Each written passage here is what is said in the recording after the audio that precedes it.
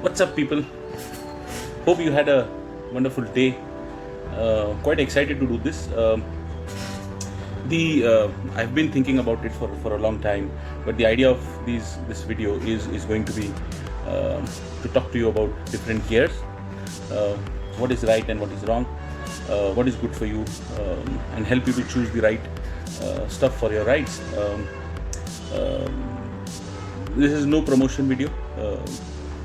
This is just a discussion between you and me, and we would also be collaborating with few of the other riders who have been riding for many years, and we'll ask them to share their experiences. I think that would be very valuable. So today we're going to talk about these beauties, helmets. I think we all know the importance of helmets. We all know why one should wear a helmet. We all know what's the different safety standards of the helmet, but do we really know? I think that's what I'm going to answer. When I started riding, I had these questions: that which helmet I should use, what would be a good fit, or how to take care of my helmet. So these were the questions which I had, which I learned as I rode through the country, talked to different riders who have more experience and who have been riding for years. So that's the objective of today's talk.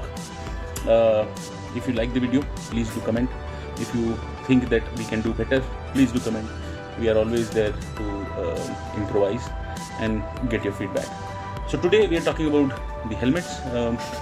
We all know there are different certifications. We all know that different certifications means different standards. Which one should you use? I think that's a very important point to talk. So we have ISI certification, which we all know that's the Indian standard. Helmets like Studs, Vega, Steelbird, they all have ISI, and they are good. They're absolutely good for your daily commute. They are budget helmets, absolutely fantastic for your office commute, daily commute, city. However, if you ask me, are they good for touring? Are they good for long distance? Are they good for off-roading? My answer would be no, a big no actually, because those helmets are not safe, are not made for such kind of adventure activities. So we need to look at other options. There are so many options available in the market, and as I said, we are not promoting any brand or any particular helmet, but there are so many options available. At our store we have MT, we have SMK, and we have Exor as one of the premium touring helmets. Let's talk about their certification. Let's talk about the certification which is widely used. We all know about DOT, we all know about ECE. These are the certifications which are widely used. DOT is a US certification. It is given by Department of Transportation, and this certification is pretty stringent. However, manufacturers are given a set of norms which they need to follow under this certification, and if they follow those norms, the certification is given. DOT at times do a surprise check, and if any manufacturer fail those surprise check, there is a hefty fine. So in most of the cases, manufacturers do follow those norms, which are pretty stringent.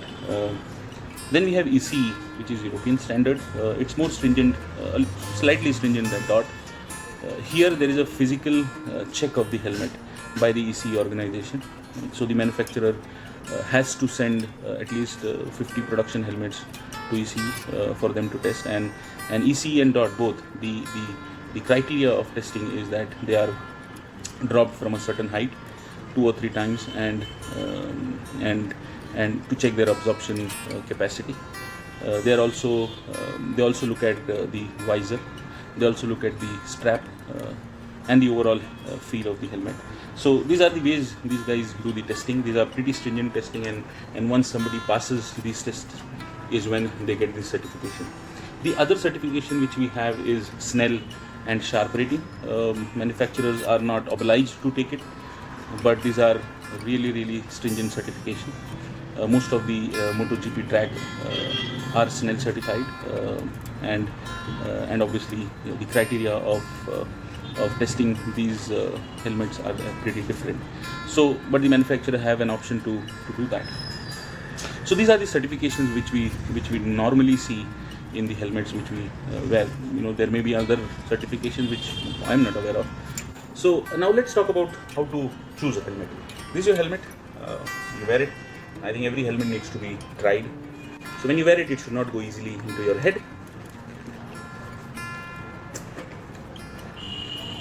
This is how it should look.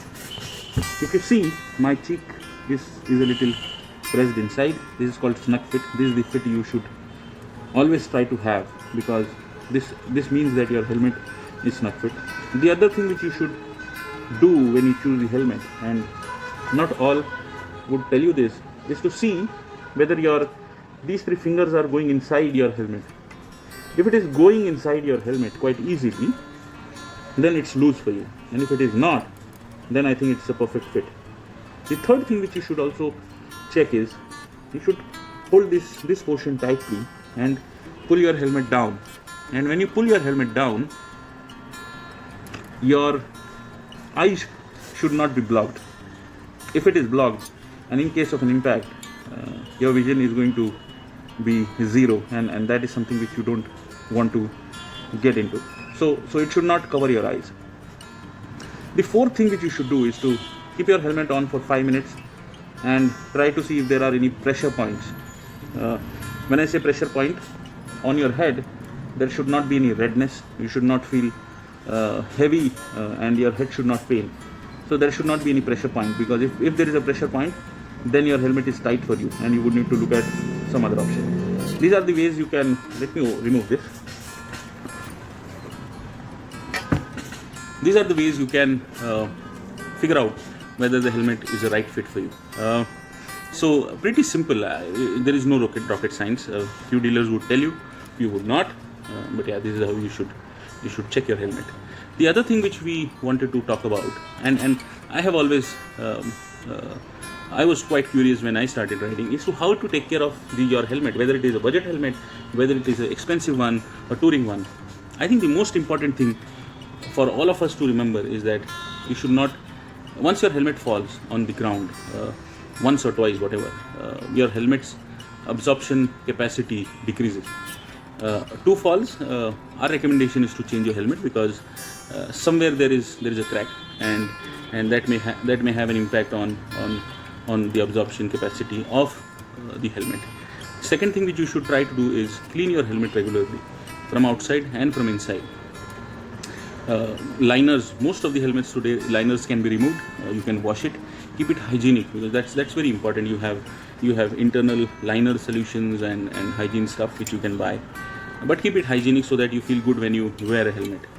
The third thing which you need to take care of is, when your helmet is not in use, cover it, keep it properly, keep it in a good place where it is not being thrown or not being disturbed. So keep it in a good place so that nothing happens to it. So I think these are the very basic things which you can look at. Keep your visors clean. Keep your dual visors clean. There is a good solution which we have. This is the solution from Makov. You can use this, or you can use any other solution which you want. But keep these things, because these are your vision.